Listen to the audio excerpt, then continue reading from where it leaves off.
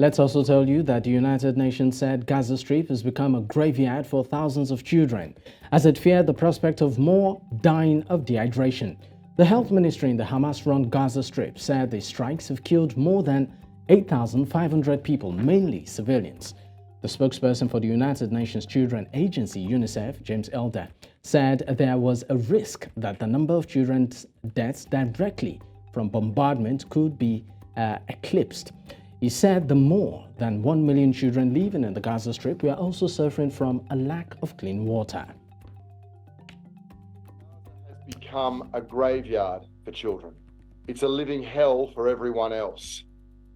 And yet the threats to children go beyond bombs and mortars, and I want to speak briefly now on two of those, water and trauma. The more than 1 million children of Gaza have a critical water crisis. Gaza's water production now, its capacity is at 5% of its daily output. So child deaths to dehydration, particularly infant deaths to dehydration, and of course, joining me on the news to discuss this is Bolu Michael-Biyi, a former legal advisor at the African Union. Thank you so much for your time, Bolu. Thank you. And of course, let's start off with the conversation. What do you make of the news of the more than 50 people and around 150 wounded earlier today, particularly following an attack at a refugee camp in the northern Gaza Strip?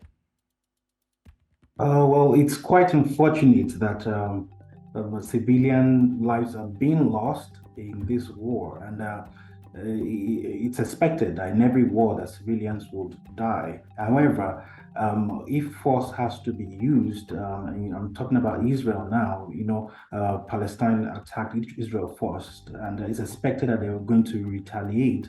However, the use of force has to be commensurate.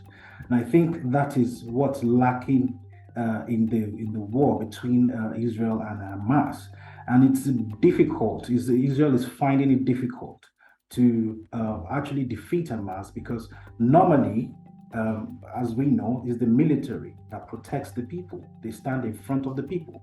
But what Hamas is doing is that they use the women and children as human shields. They put the people in front to protect themselves. They mix among the people, so it makes it difficult for Israel to really attack them and defeat them as they planned. So it's quite unfortunate that this is happening, and it's about time that both sides sit on the negotiation table and the international community call for an immediate ceasefire, because we cannot continue to lose civilian lives. It's because, when all civilians are dead, who else will occupy the territory?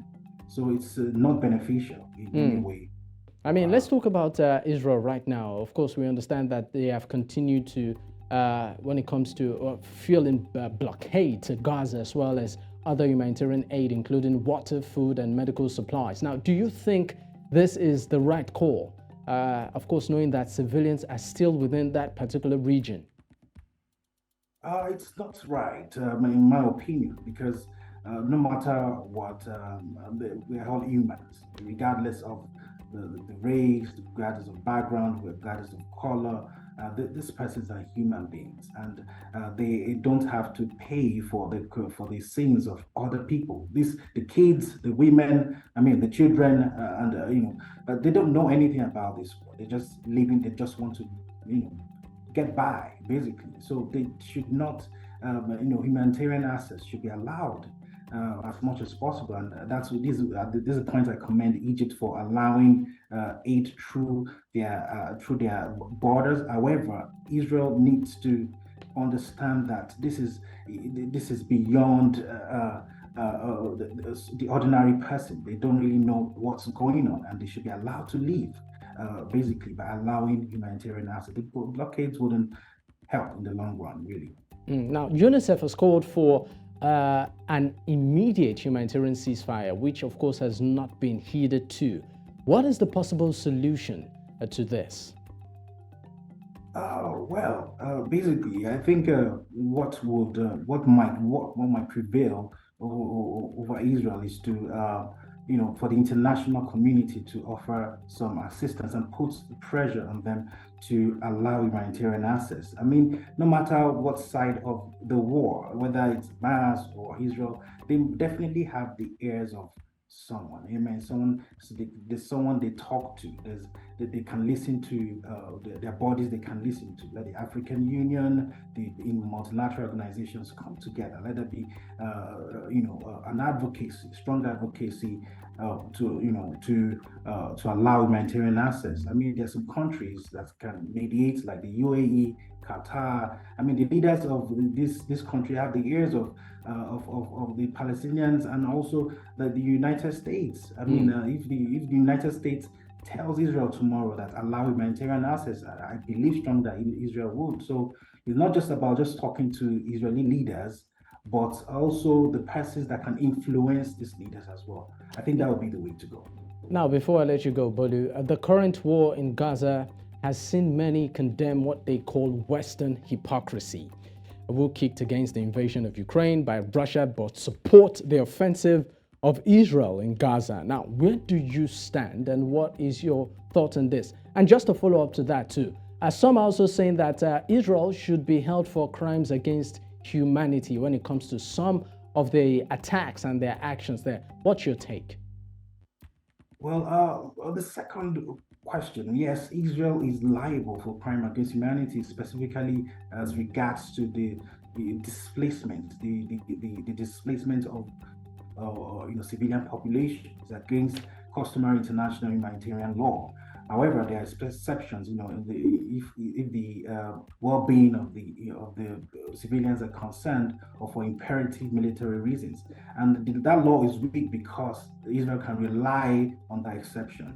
For every rule, there must be an exception. But yes, under international law, Israel can be liable for crime against humanity because the forceful displacement of civilians is a crime against humanity. And if it's true and it's established that Israel is culpable, then it should pay for that, And as regards the first question about supporting and one struggle and not supporting the other, the hypocrisy of the West.